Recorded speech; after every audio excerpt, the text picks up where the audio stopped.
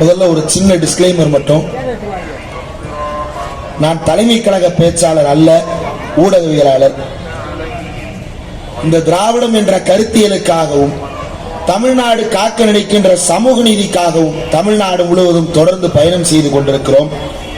கிட்டத்தட்ட இந்த மாதத்தில் மட்டும் 10க்கும் மேற்பட்ட கூட்டங்கள், 10 நாட்கள் எப்படியோ தொண்டையை பாதுகாத்து விட்டேன். இன்றைக்கு சற்று குரல் கம்மித்தான் இருக்கிறது. ஆனாலும் கூட இங்கே மிகவும் கட்டுக்கோப்பாக அமர்ந்திருக்கின்ற இந்த மக்கள் கூட்டத்தை பார்க்கும் பொழுது நிச்சயம் இங்கு பேசியே ஆக வேண்டும் என்கின்ற உணர்வு என்னை மேலும் பேச தூண்டுகிறது. இந்த நிகழ்ச்சியை தலைமையேற்று நடத்தி கொண்டிருக்கின்ற திரு ARR மலைச்சாமி அவர்களே, முன்னிலை வைத்துக் கொண்டிருக்கின்ற பெரம்பூர் தெற்கு பகுதி செயலாளர் ஜெயராமன் அவர்களே மற்றும் வரவேற்புரையாற்றிய 36வது வட்ட நிர்வாகிகளே, நலத்திட்ட உதவிகளை வழங்கி சிறப்புரையாற்றுவதற்காக வருகை தந்து கொண்டிருக்கின்ற மாண்புமிகு இந்து சமய அறநிலையத்துறை அமைச்சர், சென்னை கிழக்கு மாவட்ட செயலாளர், சென்னை பெருமாநகர வளர்ச்சி குழுமத்தினுடைய தலைவர் அண்ணன் PKS அவர்களே, கிட்டத்தட்ட 234 தொகுதிகளிலும் அத்தனை தொகுதிகளிலும் இந்தி திணிப்பை எதிர்த்தும் மாநில அரசுக்கு வரவேண்டிய நிதி பகிர்வை ஒழுங்காக கொடுக்காத ஒன்றிய அரசை கண்டித்தும் தமிழ்நாட்டு எம்பிக்களினுடைய எண்ணிக்கையை குறைக்க பார்க்கின்ற ஒன்றிய அரசை கண்டித்தும் 234 தொகுதியிலும் கூட்டங்கள் நடைபெற்றுக் கொண்டிருக்கிறது. இந்த மாதம் முழுவதுமே தமிழ்நாடு முதலமைச்சருடைய பிறந்தநாள் விழாவின் கொண்டாட்டம் என்பது வெறுமன அவர் வாழ்க வாழ்க என்ற கோஷமாக அல்லாமல் இந்தி வீழ்க என்கின்ற கோஷமாக தமிழ்நாட்டின் கொள்கை முழக்கமாக தமிழ்நாட்டு முதலமைச்சருடைய பிறந்தநாள் விழா கொண்டாடப்பட்டுக் கொண்டிருக்கிறது. தமிழ்நாட்டில் இப்போது இருக்கக்கூடிய சூழல் என்ன, இந்தியா முழுவதும் இப்போது இருக்கக்கூடிய சூழல் என்ன என்பதை ரொம்ப எளிமையான ஒரு உதாரணத்தின் மூலமாக நான் சொல்லலாம் என்று நினைக்கிறேன். பலருக்கும் ஒரு குழப்பம் இருக்கிறது. இந்து என்றால் என்ன, இந்துத்துவா என்றால் என்ன, இந்துவும் இந்துத்துவாவும் ஒன்றா என்ற கேள்விகள் எல்லாம் இருந்து கொண்டிருக்கிறது. இந்து என்றால் என்ன, இந்துத்துவா என்றால் என்ன என்றால், இதோ ஒரு கோயில் இருக்கிறது, இந்த கோயிலுக்குள் போய் நீங்கள் சாமி கும்பிட்டு விட்டு வந்தீர்கள் என்றால் நீங்கள் இந்து. எல்லோரும் வாருங்கள், எல்லோரும் சேர்ந்து சாமி கும்பிட்டு விட்டு வெளியே வருவோம் என்று சொன்னீர்கள் என்றால் நீங்கள் சமத்துவமான இந்து. ஆனால் நீ இந்த கோயிலுக்குள் போய் வழிபட்டால், இதோ அப்துல் சர்வீஸ் சென்டர் வைத்திருக்கிறார், இந்த கடையில் பொருள் வாங்க கூடாது என்று ஒருவன் சொல்லுவான் இல்லையா, அவன் இந்துத்துவவாதி, அவன் மக்கள் விரோதி. இந்த கோயிலுக்கு போய் சாமி கும்பிடுறவர் இங்க வந்து செல்போனை ரிப்பேர் பண்ணிட்டு போறதுல யாருக்கும் எந்த சிக்கலும் இல்லை.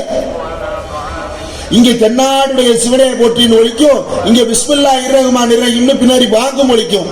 யாருக்கும் அதனால் எந்த சிக்கலும் வரவில்லை, யாரும் அதனை எந்த பிரச்சனையாகவும் கருதவில்லை. பல ஆண்டு காலமாக இந்த பகுதியிலே இந்துக்களுமாகவும் முஸ்லிம்களுமாகவும் நாங்கள் சகோதரர்களாக வாழ்ந்து கொண்டிருக்கிறோம். ஆனால் இந்த கோயிலுக்கு போய் வந்தால் இந்த கடைக்குள் போகாதே என்று சொல்லுகிறானே, அவன் தமிழ்நாட்டிற்கு வந்து நானும் தமிழர் என்று பேசுகிறான். உத்தரப்பிரதேசத்தில் இது ரொம்ப தூரத்தில் நடக்கல. உத்தரப்பிரதேசத்துல கண்ணு முன்னாடி பார்த்துக்கிட்டு இருக்கிற உதாரணம், இந்த கோயில்ல வந்து ஏதோ ஒரு விழா நடக்குதுன்னு வைங்க, விழா நடக்குதுன்னா இந்த கடைக்காரரும் சேர்ந்து நிதி கொடுத்துட்டு சந்தோஷமா வந்து பொங்கலை சாப்பிட்டுட்டு எல்லாரும் நல்லா இருக்கணும்னு பக்கத்துல உட்கார்ந்து நீர்மூர் பந்தல் போட்டு உட்கார்ந்து இருப்பார். நாளா மதுரைக்காரன், மதுரையில சித்திரை திருவிழா அன்னைக்கு மதுரைக்காரனுக்கு சாப்பாடே கிடையாது. ஏன் தெரியுமா? கள்ளழகர் ஊர்வலம் ஒரு பக்கம் நடந்துகிட்டே இருக்கும், யாராலையும் அந்த ஊர்வலத்தை தாண்டி இன்னொரு பக்கம் போக முடியாது. அவ்வளவு கூட்டம், வண்டியில நகரவே முடியாது, மதுரையே ஸ்தம்பிக்கும். ஆனால் மதுரையில் அப்படி கள்ளழகரின் பின்னால் திரண்டு வருகின்ற இந்து சமுதாய மக்களுக்கெல்லாம் யார் உணவு வழங்குவார்கள் தெரியுமா? அந்த பகுதி முழுவதும் கடை வைத்திருக்கக்கூடிய இஸ்லாமியர்கள் பானகமும் நீர்மோரும் புளியோதரையும் தயிர் சாதமும் காலையிலிருந்து சாயங்காலம் வரைக்கும் 13 நாள் திருவிழாவிலும் அன்னதானம் போட்டுக்கொண்டே இருப்பார்கள். மதுரைக்காரன் 13 நாளும் பாய் வீட்டு சாப்பாடு தான் சாப்பிடுவோம். கல்யாண வீட்டுல பாய் வீட்டு பிரியாணி, திருவிழான்னா பாய் வீட்டு சைவ சாப்பாடு. இப்படி தமிழ்நாடு இருக்கிறது. ஆனால் அப்படியே உத்தரப்பிரதேசத்தை எடுத்து பாருங்கள், அங்க என்ன நடக்குதுன்னா, இப்ப திருவிழா நடக்கும் போது திருவிழால வந்து அளவு குத்துவாங்க, காவடி தூக்குவாங்க, பால் குடம் எடுப்பாங்க, முளைப்பாரி எடுப்பாங்க. இதெல்லாம் நடந்துகிட்டு இருக்கும் இல்லையா? இதெல்லாம் நடக்கும்போது நீங்க என்ன செய்வீங்க? அளவு குத்துனா வேற பிடிச்சிட்டு நடப்போம் இல்லையா? காவடி தூக்குனா காவடியை பிடிச்சிட்டு நடப்போம். பால் குடம்னா குடத்தை தூக்கிட்டு நடப்போம். முஸ்லிமோட கார் எதுன்னு பார்த்து அதை தூக்கி பந்தாடிட்டு போவீங்களா? உத்தரப்பிரதேசத்தில் அது நடந்து கொண்டிருக்கிறது. அதை தமிழ்நாட்டிலும் நடத்த பார்க்கிறார்கள். அதை நடத்துவதற்காகத்தான் ஒரு ஆட்டுக்குட்டி மேன்னு கத்திக்கிட்டே வருது. அந்த ஆட்டுக்குட்டியை என்ன செய்யணும்னு பாய்களுக்கு நல்லா தெரியும், இந்து சமுதாயத்துக்கும் நல்லா தெரியும். தெரிஞ்சதுனாலதான் 2 தடவை கசாப்பாக்கியும் மறுபடியும் ஆடு வந்து ஏதோ கசாப்புல ஏதோ பிரச்சனை போல.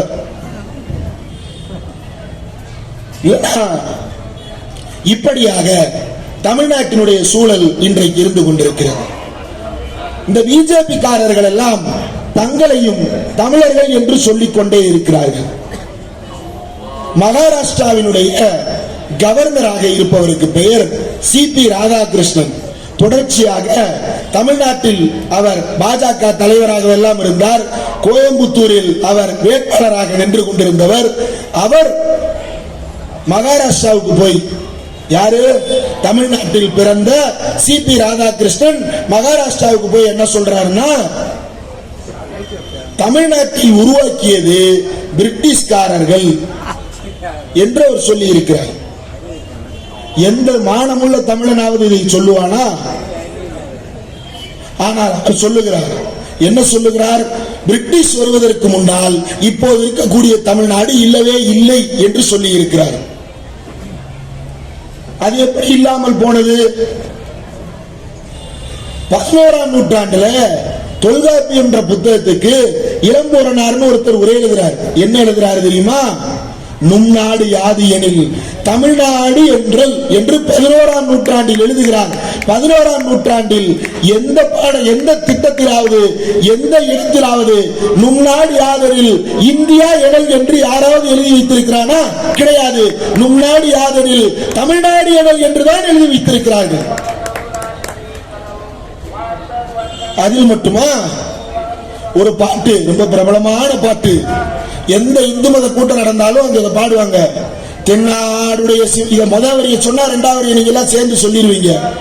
என்ன வரி? தென்னாடுடைய சிவனை போற்றி எந்நாட்டவருக்கும் இறைவா போற்றி. நீ எந்நாட்டவருக்கும் இறைவனாக இருக்கலாம், நீ எந்நாட்டவருக்கும் இறைவனாக இருக்கலாம். ஆனால் எந்நாட்டவருக்கும் இறைவனாக இருப்பவன் யார்? தென்னாடுடைய சிவன். பக்தி இலக்கியத்திலே பிரிச்சுட்டான் தென்னாடு வடநாடுன்னு. நீ அந்த பக்தியை வச்சு தமிழ்நாடு இல்லைன்னு என்கிட்ட சொல்றதுக்கு வர்ற. பக்தி இலக்கியம் பாடுறவனே தென்னாடுடைய சிவன் பாடுறான்னா அவன் எவ்வளவு மூர்க்கமான தமிழனா இருந்திருப்பான். அந்த பக்தி இலக்கியத்தின் பேரால் நீ எங்களுக்குள் பகையை மூட்ட வருகிறாயா? இன்னும் பழைய தமிழ் பாடல் ஒன்று இருக்கிறது. என்ன தெரியுமா? சிலப்பதிகாரத்தில் ஒரு பாடல் வருகிறது. நாமெல்லாம் இப்ப இருக்கக்கூடிய நெல்லூர்ல இருந்து கன்னியாகுமரி வரைக்குமான பாடுறதான் தமிழ்நாடு நினைச்சிட்டு இருக்கிறோம். ஆனால் சிலப்பதிகாரத்தில் ஒரு வரி வருகிறது. என்ன வரி தெரியுமா? இமிழ் கடல் வேலியை தமிழ்நாடு ஆக்கிய இது நீ கருதினை ஆயின் ஏற்பவர் அப்படின்னு வரி. என்ன அர்த்தம்? இமிழ்கடல் வேலியை தமிழ்நாடு ஆக்கிய, அதாவது சேரன் செங்குட்டுவன் வடக்கே இருக்கக்கூடிய ஆரிய நாடுகளில் கண்ணகிக்கு சிலை வடிப்பதற்காக கல்லெடுக்க போய் கொண்டிருக்கும் பொழுது அமைச்சரவையோடு கலந்துரையாடுகிறான். அந்த அமைச்சர் சொல்லுகிறார், செங்குட்டுவா, 3 பக்கம் கடலால் சூழ்ந்த இந்த மொத்த நிலப்பரப்பையும் நீ தமிழ்நாடு ஆக்க முடிவெடுத்து விட்டாய் என்றால் யாரால் அதை தடுக்க முடியும் என்று கேட்டார்கள். இன்னும் மேலான அன்பு தலைவர் தளபதி அவர்களுடைய பிறந்த நாளை முன்னிட்டு மாண்புமிகு தமிழக முதல்வர் அவர்கள் தன்னுடைய பிறந்தநாள் செய்தியிலே குறிப்பிட்டது போல் ஆடம்பர ஆர்ப்பாட்டங்களை தவிர்த்து மக்கள் நல திட்டங்களை, மக்களுக்கு பயன்படுகின்ற பணிகளை செய்ய வேண்டும் என்ற வேண்டுகோளை ஏற்று மலை குலைந்தாலும் நிலை குலையாத இந்த நிகழ்ச்சியை ஏற்பாடு செய்திருக்கின்ற இந்த வட்டக்கழகத்துடைய செயலாளர் அன்பிற்கினிய மலைச்சாமி அவர்களே,